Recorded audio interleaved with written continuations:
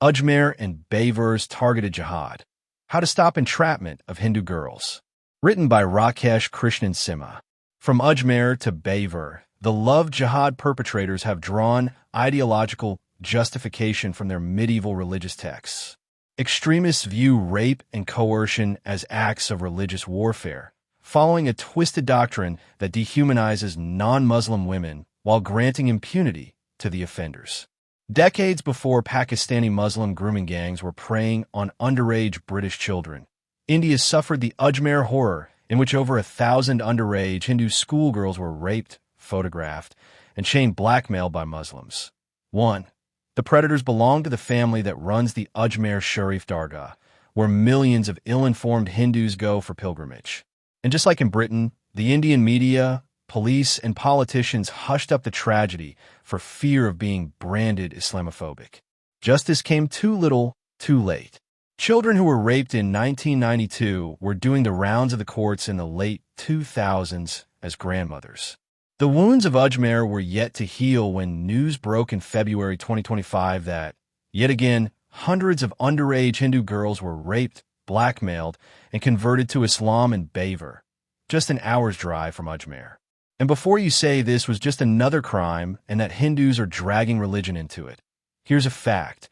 None of the girls raped and blackmailed in Beawar or Ajmer were Muslim.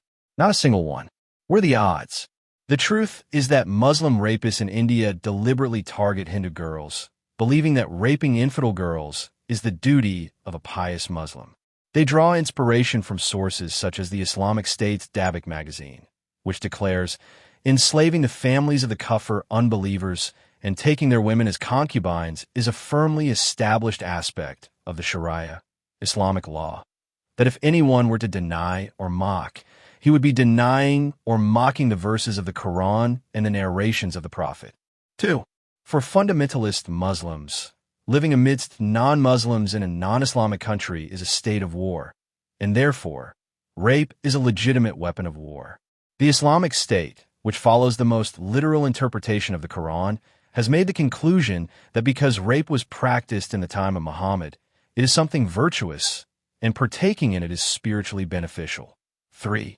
The scary part is that Muslim gangs in India are not deterred by the country's new laws that include the death penalty for raping children. It is a pointer to the trenchant belief among radicalized Muslims that if Muhammad, the prophet of Islam, married a 6-year-old child and consummated the marriage when she turned 9, then it is perfectly okay for his followers to have sex with children. Beawar, 2025, Mass Entrapment. Here's the shocker from Beawar, a sleepy town in Western India. In February 2025, the local police busted a gang of illiterate Muslim use Rayhan Muhammad, 20, Sohail Munsuri, 19, Luckman, 20, Arman Patan, 19, Sahil Qureshi, 19, and 2 minors who were trapping Hindu girls, raping them, and forcing them to convert to Islam. These rape jihadis were teaching Hindu girls about namaz, roza, and reciting the Kalma, Islamic declaration of faith. Plus, they were pressuring the girls to wear burqas, perform namaz, observe the roza, fast, and brainwash them for conversion to Islam.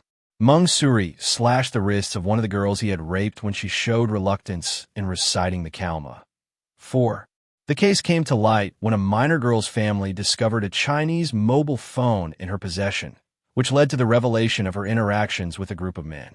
Further investigation uncovered that multiple girls had been targeted, with the accused using social media to initiate contact, gifting them mobile phones, and eventually exploiting them sexually.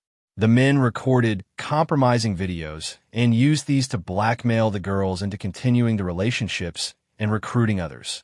5. The investigation took a dramatic turn with the arrest of Hakim Qureshi, a former city councilor. Authorities believe his involvement points to a deeper nexus, with several Muslim individuals collaborating in the exploitation ring. Ajmer, 1992, when custodians became predators. In 1992, one of the most appalling cases of targeted gang rapes was revealed in Ajmer. Around 1,100 Hindu girls were gang raped over several months by a Muslim gang led by Farooq Chishti, the Khadim, caretaker, of Ajmer Sharif Dargah. the shrine of a Sufi from Iran, Khwaja Moinuddin Chishti, 1141 to 1230 CE. Before we continue, you need to know a bit about Sufis and Khwaja Moinuddin Chishti. M.A. Khan elaborates in his book Islamic Jihad. The attitude and mindset of the greatest Sufi saints of medieval India were hardly different from those of the Orthodox, who advocated for the use of unconditional force in accordance with the Quran, the Sunnah, and the Sharia for converting the infidels. The famous Sufis of India invariably supported violent jihad to make Islam victorious. India's greatest Sufi saints, Nizamuddin Auliya and Moinuddin Chishti, themselves came to India to participate in holy war against the infidels, which they both did. 6. Khwaja Moinuddin Chishti, probably the second greatest Sufi saint of India after Nizamuddin Auliya, demonstrated a deep-seated hatred toward the Hindu religion and its practices. On his arrival near the Anasagar Lake at Ajmer, he saw many idol temples and promised to raze them to the ground with the help of Allah and his prophet. After settling down there, Khwaja's followers used to bring every day a cow, sacred to Hindus, near a famous temple where the king and Hindus prayed, slaughtered it, and cooked kebab from its meat, clearly to show his contempt toward Hinduism. Chishti also came to India with his disciples to fight jihad against the infidels and participated in the treacherous holy war of Sultan Muhammad Ghori, in which the kind and chivalrous Hindu king Prithviraj Chauhan was defeated in Ajmer, 1192 CE. In his jihadi zeal, Chishti ascribed the credit for the victory to himself, saying, "We have seized Prithviraj, alive, and handed him over to the army of Islam." This is the Sufi saint revered by millions of ignorant Hindus. The apple doesn't fall far from the tree. Moinuddin Chishti's direct descendants Farooq Chishti, Nafiz Chishti, and Anwar Chishti, plus dozens of their Muslim associates, entrapped, raped, and chained blackmailed Hindu girls aged 12 to 20 years. All three were Congress Party leaders with power and wealth, which they flaunted. 7. The victims included daughters of highly placed bureaucrats, police officers, and businessmen. They were girls from schools and colleges across Ajmer, and 6 of them committed suicide. Many victims moved out of Ajmer to avoid public scrutiny. Survivors were threatened by the accused, and most of them refused to become witnesses. Although the police and administration were aware of the gang rape of Hindu girls for more than a year, they did not take any action against the criminals due to political pressure. The incident was never reported by the mainstream media. The incident was first reported by Dian Banda Chaudhry, a journalist working with a local newspaper. Only when the incident was reported with photographs and people in Ajmer hit the roads did the police register a case. Chaudhry was later murdered under mysterious circumstances. Only 30 victims were identified in the investigations. Out of these, only about a dozen filed cases. 10 of them later backed out, leaving only 2 victims who pursued the case. In 1998, a sessions court in Ajmer punished 8 men with life imprisonment, but later, the state high court acquitted 4 of them.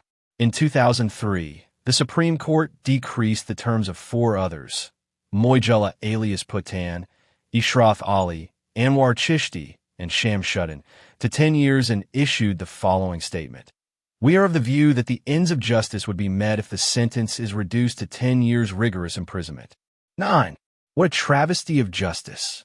Only 10 years for destroying the lives of 1,100 Hindu girls and their families.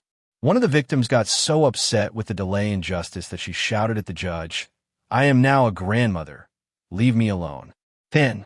Absconder Suhail Chishti hid for 26 years before he surrendered. Absconder Salim Chishti was arrested in 2012.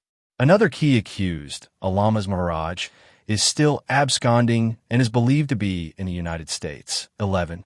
Big question. How are these illiterate and frankly hideous-looking jihadis able to waylay and entrap young Hindu girls from good middle-class families?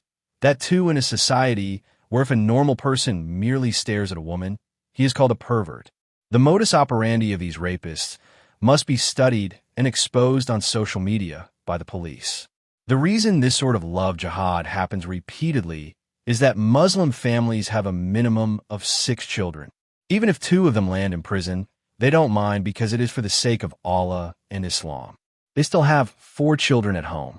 Plus, they know their boys will be out in 10 to 12 years for rape and 15 years for murder because, according to India's legal system, every sinner deserves a second chance. 12. On the other hand, for the Hindu victims, it's game over. The young girl may never be able to get a husband. So, the Muslims inflict a double demographic blow against Hindus. If they succeed in religious conversion, the girl is available to clone many Muslim children. If they can rape her, but she eventually escapes, she may anyway not be able to have Hindu children. Multiply this effect over several generations, and by 2080 or so, the numerical gap between Hindus and Muslims will invariably favor Muslims. How to protect your girls? In the backdrop of the vulnerability of young and impressionable non-Muslim girls, here are some ways to protect your children. Don't be afraid of being labeled paranoid. It is better than a lifetime of regret after losing your beloved innocent child to Islam. Even Christian churches are finally agreeing with the Hindu view that love jihad is a menace. They are taking steps to make the Christian community, especially school children, aware of jihadi entrapment. This includes holding special shows of the film Kerala Files for parishioners. 13. So here goes. Know the friends your child moves around with. Don't assume your child tells you about everyone. Just because they don't tell you does not mean some jihadi is not influencing your children, especially your daughters. Stop being a secular fool. The jihadi predator is not secular.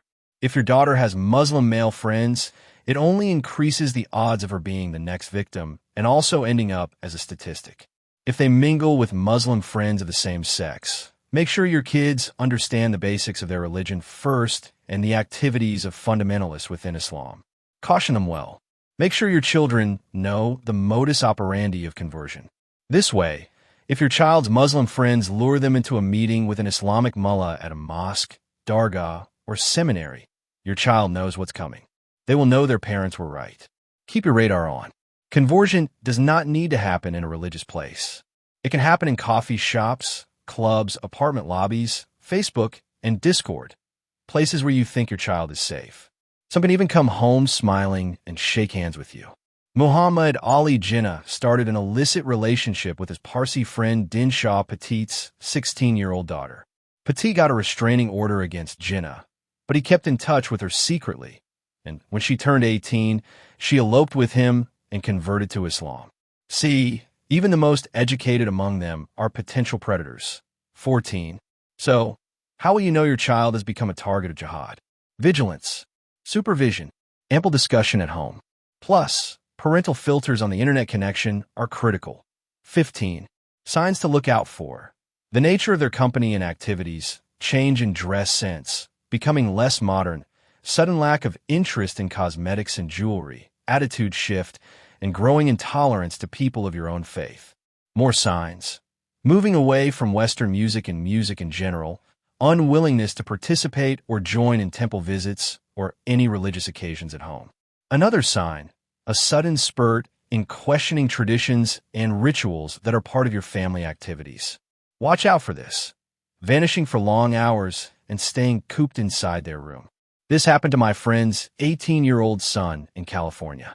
He kept a month-long rosa during the COVID lockdown in 2020, but his parents didn't have a clue.